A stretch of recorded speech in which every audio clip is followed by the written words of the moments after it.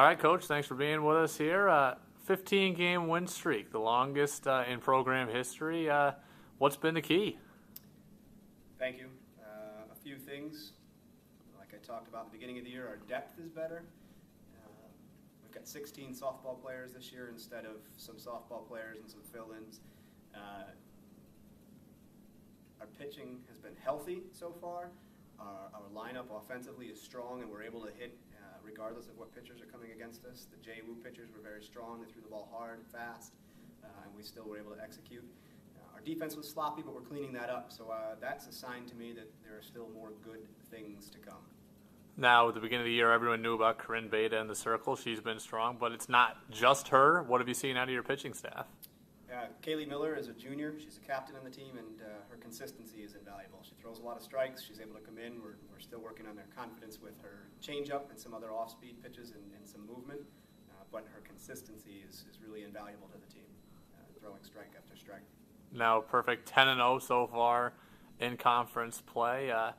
What does that mean for you guys as a program, and does it put some of the target? Does it put a target on your back? It means pride for us. We're proud to do that. To be quite honest, we've had a few games that were tough. We've played some tough teams, and Alberta's Magnus team that has gone from bottom of the conference to a contender. They're strong, they're competitive, they're scrappy, and we battled with them. Johnson and Wales, our first doubleheader of the season, their pitchers are very good. So I was expecting a close game with them, and we were in a good battle. Otherwise, we've had a little bit of the lower end of the conference to start, and I expect some more competitive games ahead. But I'm okay with that, and I think our girls are too. We're confident now, so this was a big confidence builder for us. We're ready. We're anxious for the other teams in the conference, and yes, I think there's a target on our back because we have some of the upper-tier teams still ahead of us, and they're excited to be the ones to either take our first loss or hand us our first loss and or to be competitive and put us back down a few spots. Now, when we talked for the season preview, you guys felt a little bit snubbed at where you were picked in the preseason poll, and you guys made it a point to come out and try to prove some people wrong. But do you think you've done that so far, and do you think other teams in the conference are taking notice, or do they think it's a fluke? I'm not sure if they think it's a fluke. I am absolutely certain they're taking notice. But yes, we came out strong. We made the point we wanted to, and regardless of whom we've played and who we've beaten, it's still a heck of a string to win 15 in a row and to win 10 conference games in a row. I don't care if you're upper tier, lower tier. It's still a great accomplishment. Anybody can have an off game. Anybody can have a great game. And in spite of what we've had some deficits. We've had some adversity in the middle of our games. We've showed some character, fought back, and won those games still. Do you think any of the goals for this team have changed now as the season's evolved and you realize the success that you're having and that you're capable of? No, I don't think so. We still want to be at the top, among the top of our conference. We'd like to make the playoffs. We expect to make the playoffs. I might add one new goal, and that is to go deeper into the playoff than we have in the past. I'm not sure if I said that previously, but we certainly want to win more than that one first game. Now, speak about some of the individuals. We've already talked about the pitching, but give us the other cast of characters that have helped you really get to this point so far. Sure.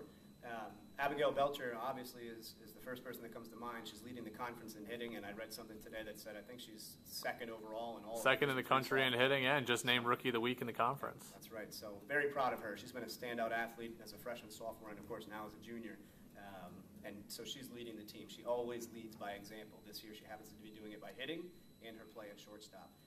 Who's been hitting the young woman who's hitting number 2 for us right now, Peyton Warner, is a freshman.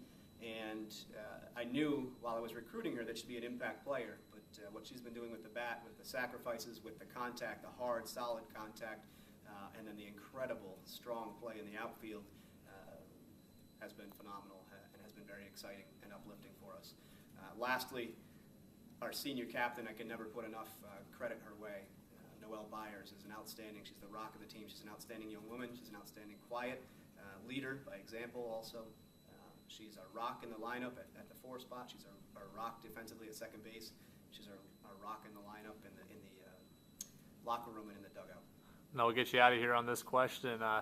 As is always the case when you're in the Northeast or New England region, the weather has certainly played a negative impact on everyone's schedule. You guys are finally going to get to the point where we're going to have some home games upcoming here as the weather finally looks like it might be ready to turn. Are you surprised at what you've been able to do without really having any outside practice time?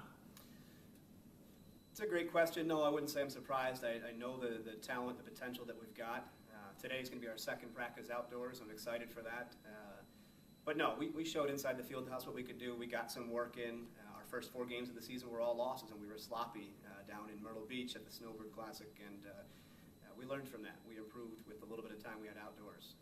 We'll take advantage of those days we do have outside, and the joke yesterday when we canceled our Emerson games was that it was too nice to play. We didn't have our home field cold weather Vermont advantage, so we canceled.